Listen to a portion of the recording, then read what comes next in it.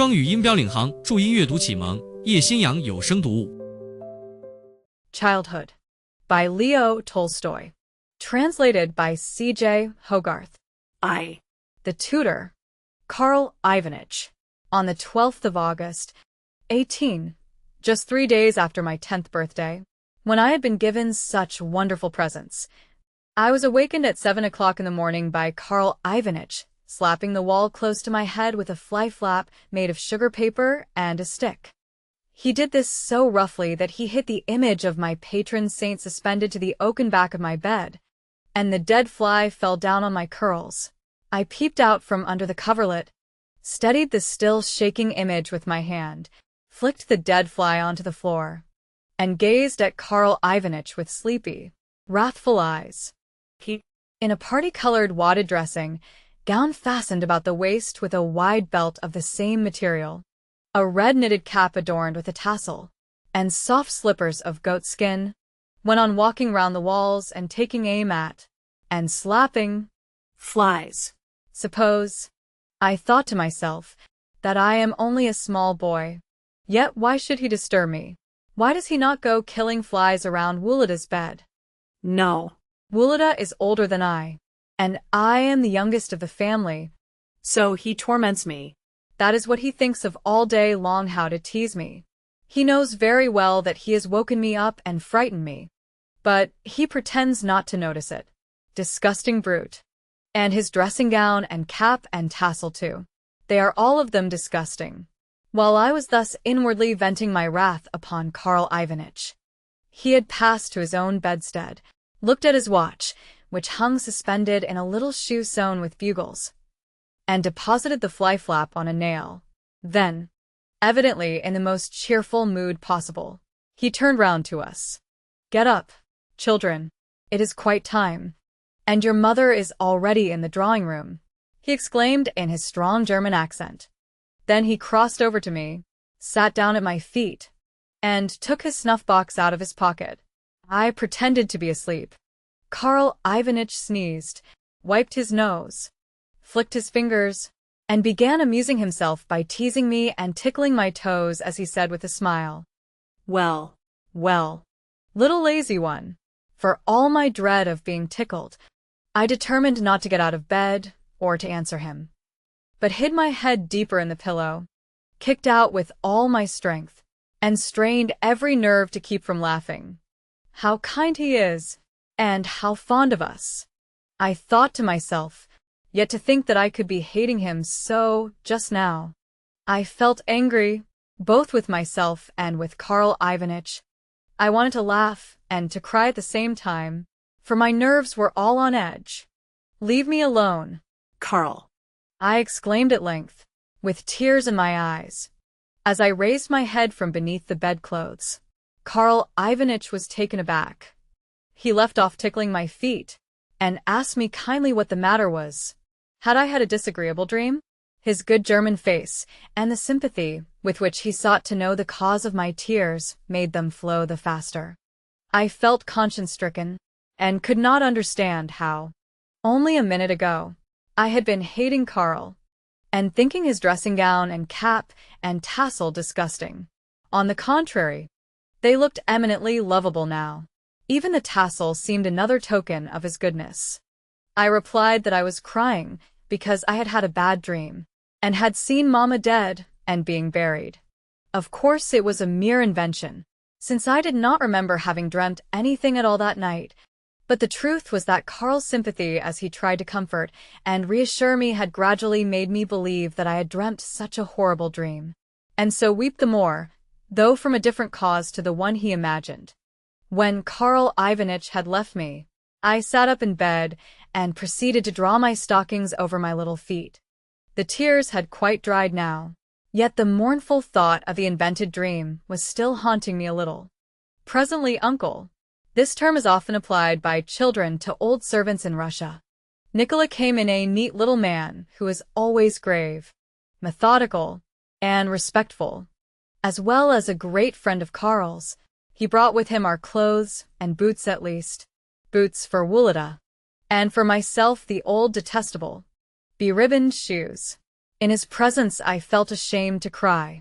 And, moreover, the morning sun was shining so gaily through the window, and Wulada, standing at the washstand as he mimicked Maria Ivanovna, my sister's governess, was laughing so loud and so long that even the serious Nikolai towel over his shoulder, the soap in one hand, and the basin in the other could not help smiling as he said, "Will you please let me wash you, Vladimir Petrovich?"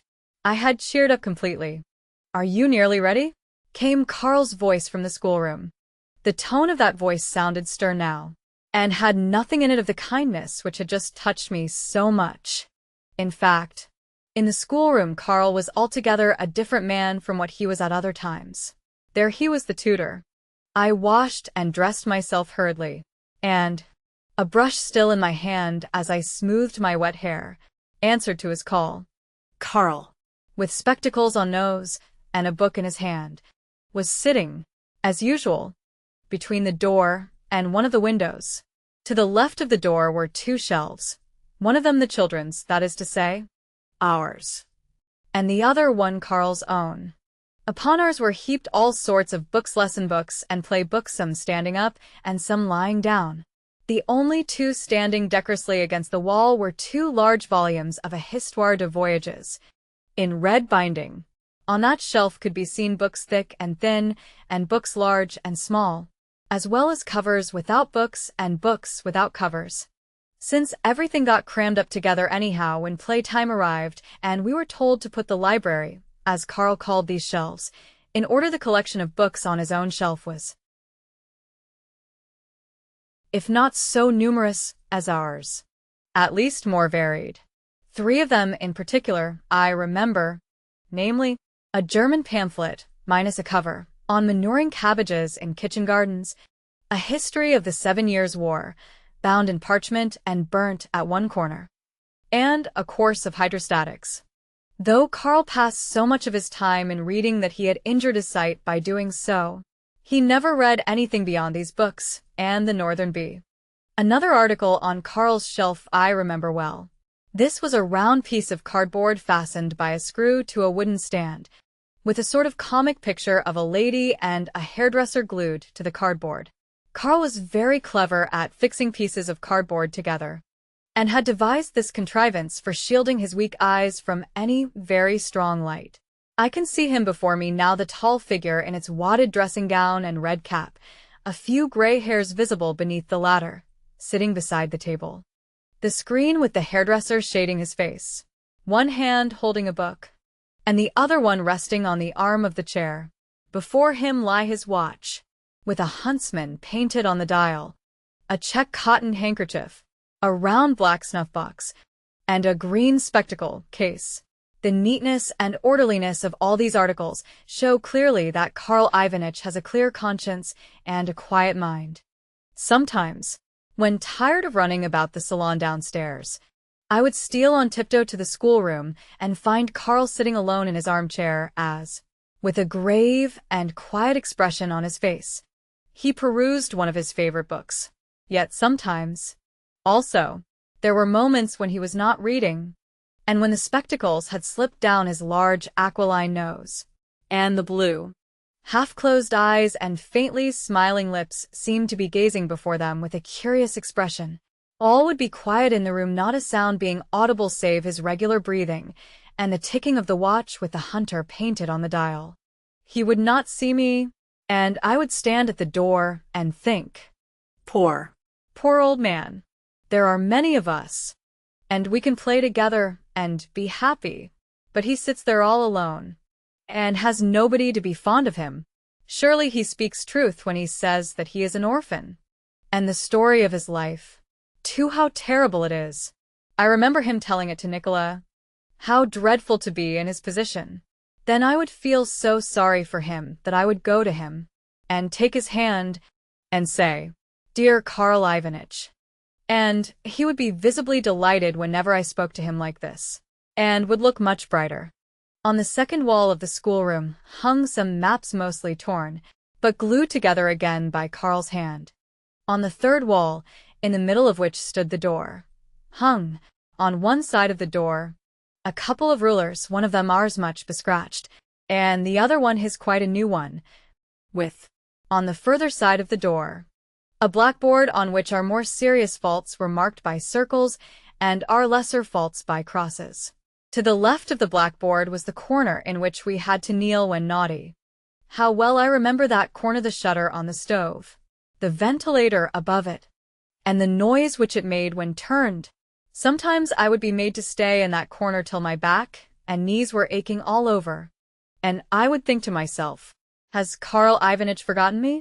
He goes on sitting quietly in his armchair and reading his hydrostatics, while I, then, to remind him of my presence, I would begin gently turning the ventilator round, or scratching some plaster off the wall. But if by chance an extra large piece fell upon the floor, the fright of it was worse than any punishment.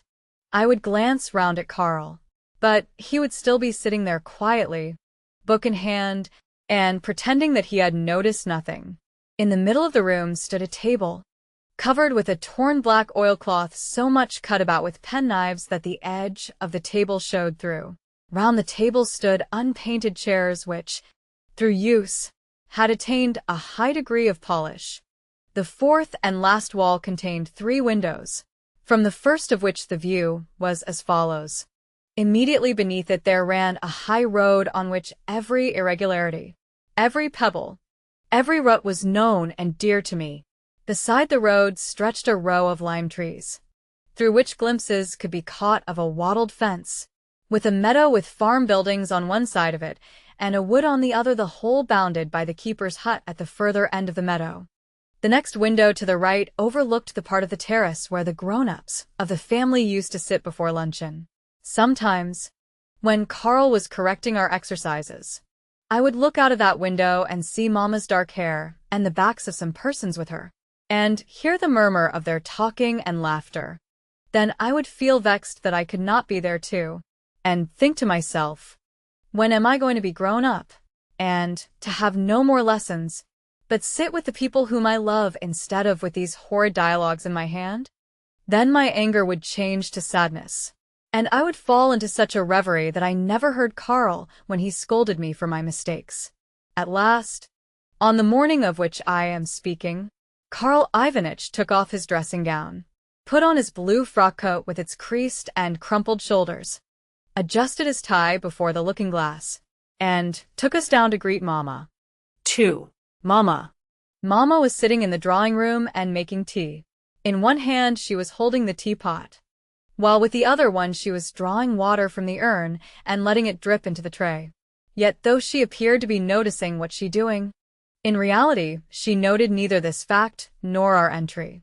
However vivid be one's recollection of the past, any attempt to recall the features of a beloved being shows them to one's vision as through a mist of tears dim and blurred. Those tears are the tears of the imagination. When I try to recall Mamma as she was then, I see, true, her brown eyes, expressive always of love and kindness, the small mole on her neck below where the small hairs grow, her white embroidered collar, and the delicate, fresh hand which so often caressed me, and which I so often kissed, but her general appearance escapes me altogether. To the left of the sofa stood an English piano, at which my dark-haired sister Lubotchka was sitting and playing with manifest effort, for her hands were rosy from a recent washing in cold water. Clémentie's Etudes. Then 11 years old, she was dressed in a short cotton frock and white lace-frilled trousers, and could take her octaves only in arpeggio. Beside her was sitting Maria Ivanovna, in a cap adorned with pink ribbons and a blue shawl. Her face was red and cross, and it assumed an expression even more severe when Karl Ivanitch entered the room. Looking angrily at him without answering his bow, she went on beating time with her foot and counting 1, 2, 3, 1, 2, 3, more loudly and commandingly than ever. Karl Ivanitch paid no attention to this rudeness, but went, as usual, with German politeness to kiss Mamma's hand. She drew herself up, shook her head as though by the movement to chase away sad thoughts from her, and gave Karl her hand, kissing him on his wrinkled temple as he bent his head in salutation. "I thank you, dear Karl Ivanich," she said in German, and then, still using the same language, asked him how we the children had slept. Karl Ivanich was deaf in one ear, and the added noise of the piano now prevented him from hearing anything at all. He moved nearer to the sofa, and, leaning one hand upon the table and lifting his cap above his head, said with a smile which in those days always seemed to me the perfection of politeness, "You will excuse me, will you not, Natalia Nikolaevna?" The reason for this was that, to avoid catching cold, Karl never took off his red cap, but invariably asked permission, on entering the drawing room, to retain it on his head. "Yes, pray replace it, Karl Ivanich," said Mamma, bending towards him and raising her voice. "But I asked you whether the children had slept well?" Still he did not hear, but, covering his bald head again with the red cap, went on smiling more than ever. "Stop a moment, Mimi," said Mamma, now smiling also, to Maria Ivanovna. It is impossible to hear anything. How beautiful Mamma's face was when she smiled. It made her so infinitely more charming, and everything around her seemed to grow brighter. If in the more painful moments of my life I could have seen that smile before my eyes, I should never have known what grief is. In my opinion, it is in the smile of a face that the essence of what we call beauty lies. If the smile heightens the charm of the face, then the face is a beautiful one. If the smile does not alter the face, then the face is an ordinary one. But if the smile spoils the face, then the face is an ugly one indeed. Mamma took my head between her hands, bent it gently backwards, looked at me gravely, and said, "You have been crying this morning?" I did not answer. She kissed my eyes, and said again in German, "Why did you cry?" When talking to us with particular intimacy, she always used this language, which she knew to perfection. "I cried about a dream, Mamma," I replied, remembering the invented vision, and trembling involuntarily at the recollection. Karl Ivanich confirmed my words, but said nothing as to the subject of the dream. Then, after a little conversation on the weather, in which Mimi also took part, Mamma laid some lumps of sugar on the tray for one or two of the more privileged servants, and crossed over to her embroidery frame, which stood near one of the windows. "Go to Papa now, children," she said, "and ask him to come to me before he goes to the home farm." Then the music, the counting, and the wrathful looks from Mimi began again, and we went off to see Papa. Passing through the room which had been known ever since Grandpapa's time as the pantry, we entered the study. 3. Papa. He was standing near his writing table, and pointing angrily to some envelopes, papers, and little piles of coin upon it, as he addressed some observations to the bailiff, Jakov Mikhailovich, who was standing in his usual place, that is to say, between the door and the barometer, and rapidly closing and unclosing the fingers of the hand which he held behind his back. The more angry Papa grew, the more rapidly did those fingers twirl, and when Papa ceased speaking they came to rest also. Yet, as soon as ever Jakov himself began to talk, they flew here, there, and everywhere with lightning rapidity. These movements always appeared to me an index of Jakov's secret thoughts, though his face was invariably placid, and expressive alike of dignity and submissiveness, as who should say, "I am right, yet let it be as you wish." On seeing us, Papa said, "Directly wait a moment," and looked towards the door as a hint for it to be shut. "Gracious heavens, what can be the matter with you today, Jakov?" he went on with a hitch of one shoulder, a habit of his. "This envelope here, with the 800 rubles enclosed." Jacob took out a set of tablets, put down 800 and remained looking at the figures while he waited for what was to come next, "is for expenses during my absence. Do you understand? From the mill you ought to receive 1,000 rubles. Is not that so? And from the treasury mortgage you ought to receive some 8,000 rubles. From the hay of which According to your calculations, we shall be able to sell 7,000 poods. The pood equals 40 pounds. At 45 kopecks apiece there should come in 3,000. Consequently, the sum total that you ought to have in hand soon is how much? 12,000 rubles. Is that right? Precisely, answered Jakov. Yet by the extreme rapidity with which his fingers were twitching I could see that he had an objection to make. Papa went on. Well, of this money you will send 10,000 rubles to the Petrovsko local council. As for the money already at the office, you will remit it to me and enter it as spent on this present date. Jakov turned over the tablet marked 12,000 and put down 21,000 inch, seeming, by his action, to imply that 12,000 rubles had been turned over in the same fashion as he had turned the tablet. And this envelope with the enclosed money, concluded Papa, you will deliver for me to the person to whom it is addressed. I was standing close to the table, and could see the address. It was to Karl Ivanitch Mayer. Perhaps Papa had an idea that I had read something which I ought not, for he touched my shoulder with his hand and made me aware, by a slight movement, that I must withdraw from the table. Not sure whether the movement was meant for a caress or a command, I kissed the large, sinewy hand which rested upon my shoulder. Very well, said Jakov. And what are your orders about the accounts for the money from Shabarovska? Shabarovska was Mamma's village. Only that they are to remain in my office, and not to be taken thence without my express instructions. For a minute or two Jakov was silent. Then his fingers began to twitch with extraordinary rapidity, and, changing the expression of deferential vacancy with which he had listened to his orders for one of shrewd intelligence, he turned his tablets back and spoke. Will you allow me to inform you, Peter Alexandrovich, he said, with frequent pauses between his words, that, however much you wish it, it is out of the question to repay the local council now. You enumerated some items, I think, as to what ought to come in from the mortgage, the mill, and the hay.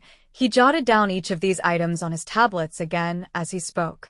Yet I fear that we must have made a mistake somewhere in the accounts. Here he paused a while, and looked gravely at Papa. How so? Well, will you be good enough to look for yourself? There is the account for the mill.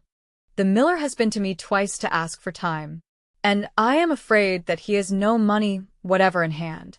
He is here now. Would you like to speak to him?